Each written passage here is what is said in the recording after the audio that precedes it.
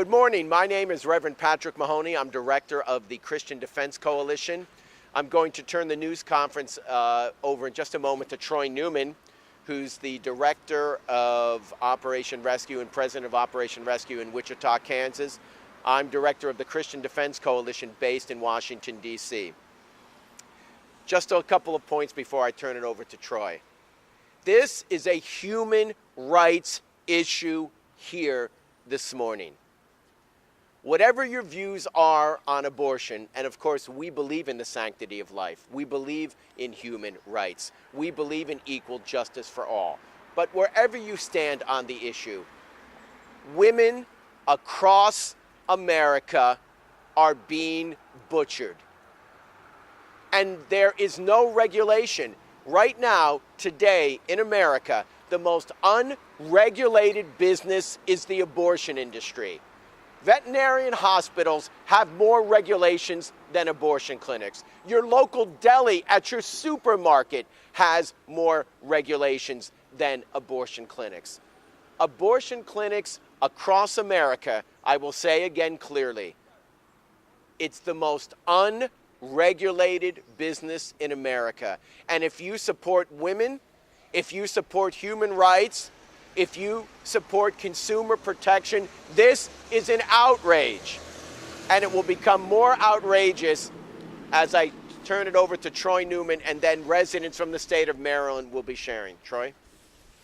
Thank you, Reverend Mahoney. I'm Troy Newman. I'm the president of Operation Rescue. And what brings us here to Maryland today, if you've been watching the news cycle over the past 3 to 4 weeks, and increasingly more so in the last week, you will see just a glimpse, almost the tip of the iceberg of what is happening and what is systemic across the nation. And that is, as Reverend Mahoney said, women in America are not receiving the safe, legal abortions. In fact, they're being butchered on a daily basis. And the only reason that the patient with the initials DB is alive today is because of the incredible, courageous actions of those in the emergency room in Elkton that transported this woman to Johns Hopkins University and literally saved her life. Countless women across America have died in the last 40 years. Fortunately, DB is alive today, not because of the actions of Riley and Brigham and Walker and Shepard, but because of the courageous actions of real medical personnel that intervened in a horrific, terrible, botched abortion and saved her life. My friends, we have to understand that Shepard, an abortionist and a former physician in Maryland, was an 88-year-old man that was charged simply with monitoring the refrigeration equipment. Brigham was only licensed in New Jersey and not in Maryland, and he came here to operate illegally.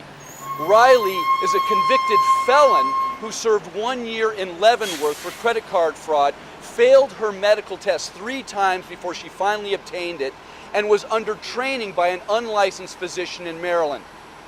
Today we are asking for a meeting with the State Attorney General and also calling upon the legislature of Maryland to not only insist that the medical board complete its investigation and finalize the revocation of these medical licenses and issue a cease and desist order on Stephen Brigham, but begin a criminal investigation and ask for homicide charges into the horrific late-term abortions that span from 16 weeks all the way to 35 weeks in an illegal abortion scheme that is located right here in Maryland. So I'll be available for questions more in a minute, but I want to turn it over to Mike Martelli of Maryland. Thank you. Thank you very much. My name is Michael Martelli. I'm with Living Hope for Life, a pro-life ministry here in Maryland. And first of all, I would like to take the opportunity to commend the medical board for taking these actions very quickly in the case of Brigham, and as well as Romeo Ferrer in Severna Park. He was suspended last week. His license was suspended last week as well. Unfortunately, just yesterday we found out the fact that he has brought another abortionist into his gynecare facility in Severna Park, a Gavant Wartanian, and he's an OBGYN that practices in Glen Burnie. And just on the internet in 24 hours, we found that this man has had 18 lawsuits brought against him in 20 years. He has lost at least 9 of them in settlements and has spent millions of dollars settling. So if you compare this man to Romeo Ferrer, over Romeo Ferrer's 30-year, I don't know which one's worse. And it is important that we not just take out these doctors that have done these horrible things. Ferrer had a woman die in 2006 for 3 counts of negligence and things that he gave her too much anesthesia, he didn't monitor her vital signs, and he didn't even provide her oxygen when they saw her lips turning blue. So we have to stop this. We have to take action against these doctors. We ask the Attorney General to continue with looking for criminal charges against Romeo Ferrer in addition to Brigham and his gang. Thank you very much, and I'll turn it back over to, who we turn it over to? Reverend Mahoney, thank you. I'm Peter Shinn from Pro-Life Unity, president of Pro-Life Unity. And this topic we're talking about today is one where we don't really have to wonder what's going on inside these abortion facilities anymore. I think people recognize what happens with abortion. In the old days, it used to be discussed as a blob of flesh. People weren't really aware, or perhaps they were aware but weren't really sure. But now, after all this time, we see what's happening with abortion. We know we're talking about a human being. As Reverend Mahoney said, we're talking about a human rights issue. The human rights issue is not only concerning those women who are going in there and who are being hurt by these doctors, but also their children who will never make it out of this place. When you see the story about this particular case, you'll see the discussion about how when they were pulling out the arms and the legs of this child and then finally realized that they made a mistake and they started to disembowel this woman before they had to bring her to an emergency room. Arms and legs obviously belong to human beings, and it's time for the Attorney General of this state to look at this case and other cases that recognize that human life does begin at the moment of conception. We need to do all we can to represent the women and the children in their womb. Thank you. Good morning, Jack Ames from defendlife.org. It is a crime that preborn babies legally are killed, 4,000 of them every day in Maryland, every day in America.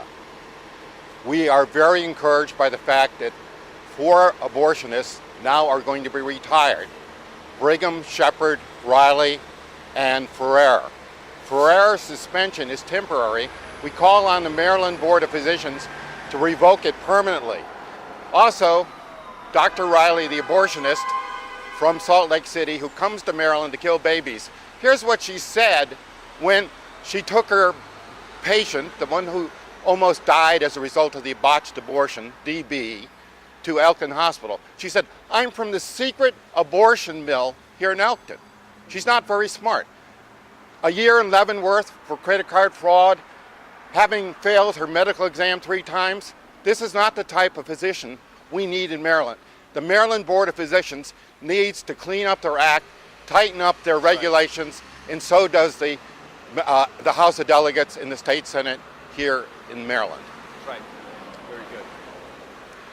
My name is Rachel Sargent, and I want to tell you today that safe and legal in Maryland is not safe and legal. In fact, it's not safe and legal in any state in the United States. What's happening here is that people are getting away with a lot of things because of regulations that are not being applied. And what's happening even across the border in the next state are there doctors that are licenses are being taken away. And so today is a small victory for us, but it will not stop here. We want prosecution to happen within the state of Maryland, and we want it to happen in all 50 states, because we will find these people who are conducting illegal and legal abortions, because it is unsafe for the child and for the mother. Thank you. It is not just immoral what is happening here. It is not just unconscionable. It is not just distasteful. It is criminal.